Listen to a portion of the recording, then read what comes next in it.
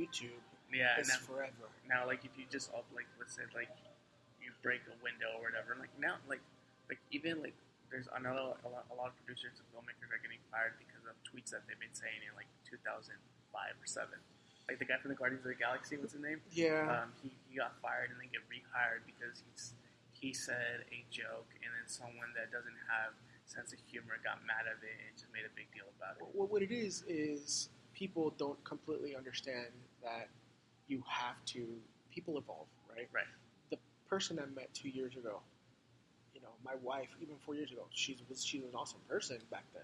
Yeah. But she's evolved so much since then that every day you fall in love with a different version of herself. Right. She's still Marissa, right? But she's just a slightly different version of herself. Right. She's grown. She's matured. She knows what she wants now.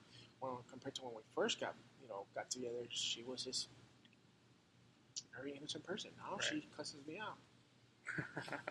Yeah, I used to be very innocent as well, and now I'm just like, hey, I'm just gonna say what it is. If you don't like it, you don't like it. It is what it is. Here's the thing, and the cool thing about being, kind of the artistic type like me and you get to be your most authentic self at all times. So if you're self-aware, you get to be your most authentic self, and within that, there's room to be, spiritual or religious. There's room to be whatever you want to be, or whatever you identify as long as you understand that it's who I am, but it's not everything that I am. It's like, am I a Brazilian Jiu-Jitsu practitioner? Yes. Is it everything that I am? No. Right. Am I an aspiring comedian? Yes. Is it everything I am? No. My husband? Yes. Is it everything I am? No. But all of the sum of all those things is what makes Daniel. Just like you're a weightlifting competitor, you're a jiu-jitsu player, you're a boxer, you're a filmmaker, you're a content creator. But that doesn't, individually, those don't define you. But the sum of all of it is Adolfo, is Chips. Right. You are a firefighter, you're a first responder. But if you live in just that one universe, that's not you.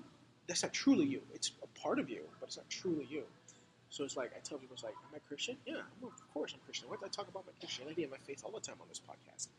But if I was going to say that's all of me, no, that wouldn't be doing you justice to tell you that that's completely me. It's like, I'm also a creator. I'm also raunchy. I'm also this. I grew up with that identity crisis for the longest when I was younger because and how I grew up as a type of Christian was just like you're just a Christian and that's it.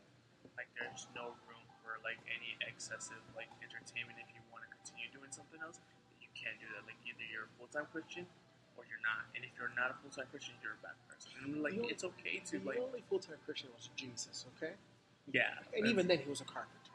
Yeah. And so it's just one of the best carpenters too, to say that too. Some might say the best. He's the son of God, so I think he knows. Yeah. He knows how to work a tree. Right. Just saying. He just looks at it and is like, cabinet. Boom. But the disciples, how'd you do that?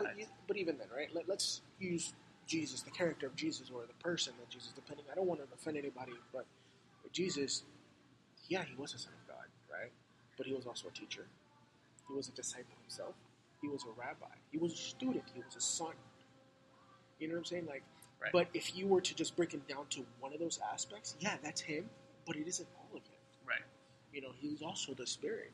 So if that's Jesus, and he has so many different aspects to what is Jesus Christ, yeah, that's how we are too. We're a mirror image of him in that way. That, we're all these different aspects of things.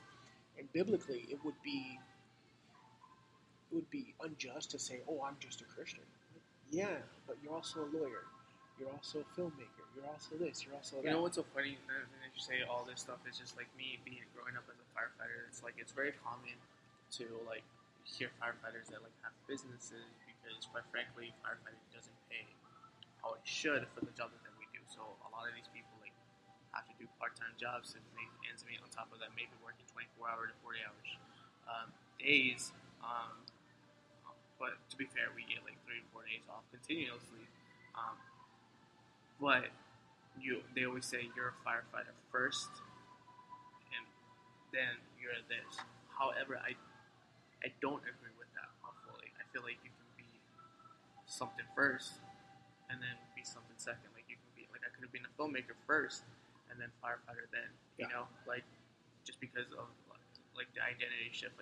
when people portray me like this is what you do, this is what you're gonna be. It's like no. I can be something else completely different. Like your priority and what you view in me doesn't have to be the same thing as I view myself. And like jiu-jitsu has helped me with that too a lot. Yeah. And it's just like it's okay to not be good at this, but I'm gonna get better, so I can identify myself as a jiu-jitsu practitioner first, and then filmmaker second. Even though I do filmmaking first. And to me, they could be co-equals. It has nothing to do with one being greater than the other. Like, if somebody were to put a gun to my head, what are you first?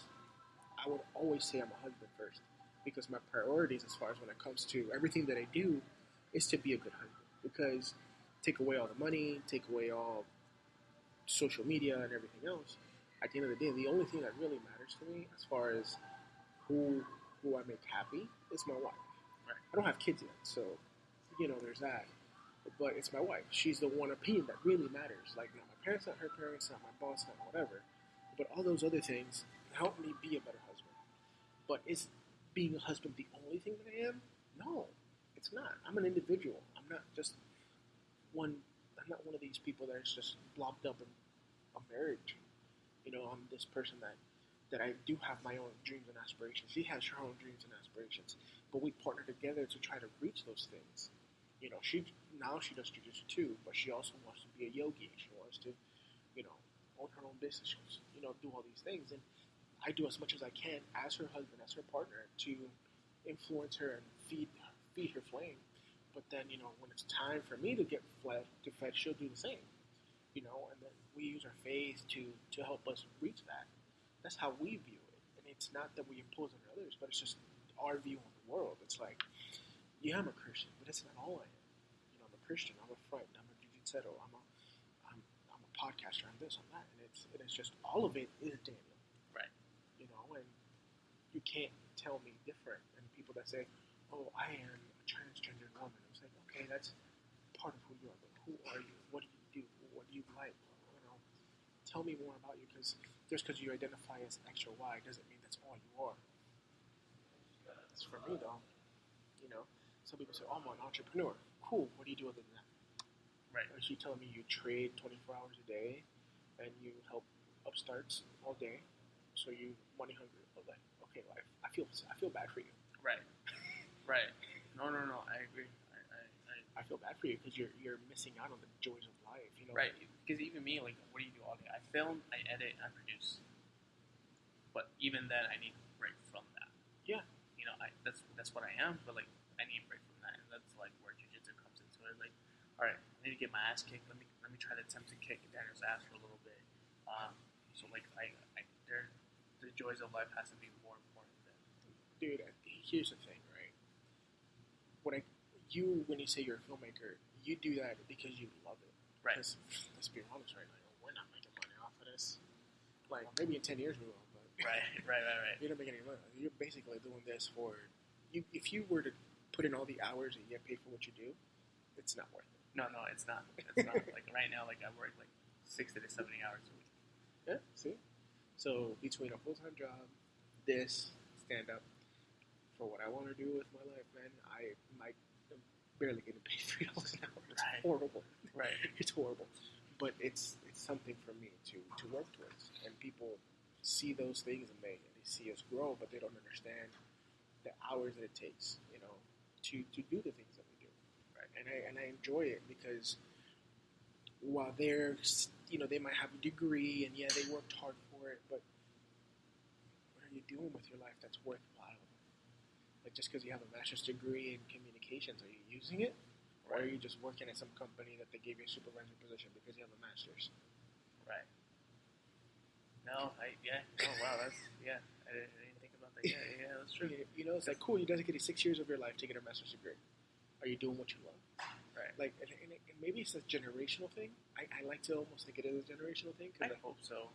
I hope so, because I hope my kids don't end up being like that. Like, yeah, I really want to pursue this. However, this company's paying me $60,000, $70,000 a year just to be a supervisor, but I'm not going to be doing anything close to what I went to school for, what I'm happy doing, But like 60,000 to 70,000 sounds really nice to me. So I want to live in like downtown, and I want to have this, and I want to have that. And even then, 60,000 to 70,000 does not pay for an apartment down here. Not in this location here. Like so this area right here. like the top floors, those are apartments. Yeah. Those are baller apartments. See what I'm saying? Yeah. So if you live upstairs, you can just come right down to work. Right. That'd be dope. Even my boss couldn't afford that. My boss. Yeah. See what I'm saying? And he has like 6 employees underneath him that he pays. That's crazy. But you slowly work that way, and if people say, "Oh, you're doing this to be a clout chaser," no, I'm not. Like, not really. Like, do I want to be successful enough to provide for my wife? Yes. Do I care if I go down the street and people know me? No, I don't. I like having my privacy. Right. I want to be able to hang out with people that are like-minded and enjoy their company, but I don't want to go down. Oh my God, it's Daniel! I love your stuff. Hold on, picture. Click. I think that's what a lot of people want. Like they want to be like a lot of people want to like to be recognized as Joe Rogan or like Dave Chappelle or like David Hart, Kevin Hart. Can I be honest with you? I want the Joe Rogan clout to be able to talk to just about anybody in the world. Yeah. Without the fame. Right. No, exactly. Like we were talking about that. So like our company has a podcast. I'm not gonna plug it in, but this is after hours, guys. it's all good. You know what? Whenever I go on there, eventually, I'll plug it for him. I'll plug him in until then he gets plugged in there. So we'll make that there. But we were talking about that, like, so the girl Gabby that you met, it's like I started teaching her about Joe Rogan, and like she's kind of briefly heard about Joe Rogan because her boyfriend like is a powerlifting. He also like does MMA and stuff like that. So like he's really like she has an understanding of who that is. But that's when like Joe Rogan's Instagram, like we were talking about how our marketing's gonna be. Like there's no strategy behind it. It's just like Joe Rogan just fucking posted what Joe Rogan fucking likes. If he's in a sauna and he's dying, he posts a weird fucking angle and gets thousands of likes. However, his podcast is really good. Like a lot of people like it. There's so many downloads. But there is a strategy behind his YouTube and actual podcast. There's strategy behind it. His personal stuff has no strategy. Right. This is exactly what I mean. And it's just like, but Joe Rogan has that clout that like he got Elon Musk. He got Conor Dorsey, Conor McGregor. Like he got Conor McGregor's coach today, like the weekend after the big fight with Khabib. You know, and it's just like, who else can do that? You know, like I'm pretty sure Khabib's coach was like dealing with all that fucking fiasco. Yeah. Conor's coach was dealing with all that fucking fiasco after that. You know, and it's just like Joe Rogan, like, hey, you want to come to my podcast? Sure. Yeah, let's go ahead and do it. Like I said, if people were asking why you podcast, it's like because I want to be able to talk to cool people that matter. Right. Because I think it'll be dope to have those conversations. Do I care to be as famous as he is? No, because I think that brings its own issues, and we see what even being on your phone and 8 hours a day can do to you. Right. 4 hours a day. It's freaking horrible for your mental health. Right. But I want to be able to have those conversations with the guy from Facebook. If Trump wants to give me an interview, I'll take an interview with Trump. Right. To say it it's straight up. up. Like if Trump wants me to do a video, I'll do it for him too. Yeah, he has his opinions, but dude, like to talk to a guy like that, see how he really thinks. Right. I'm sure that like anything else, it's multi-layered person. Right. And I'm the same way too. Like for me, like I don't want to be like the next Bachman Brothers or the next Russo Brothers that created like Infinity War or Captain America: Civil War, like these great bomb movies. Yeah. They're really been in the come up, but one of the things too when I see like a really good like, so VaynerMedia has this video that he put out with Dwight Howard, one of the guys, one of the basketball guys who just recently retired. He played for Miami Heat. Yeah. Wade, yeah. So he did a video about that, and it was just like very moving and like.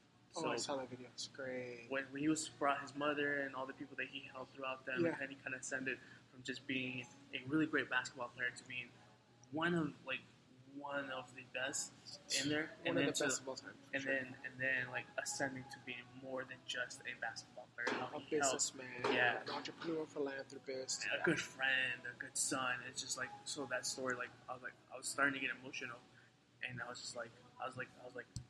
put my head down like this, like just cover my head up real quick because I was starting to get emotional, and then I look up, and everyone in that fucking meeting, so Abe, Jenny, the two people that you met, Jason, the other filmmaker, and Gabby, we were all about to tear up. And this is like, I want to do that. I want to create a video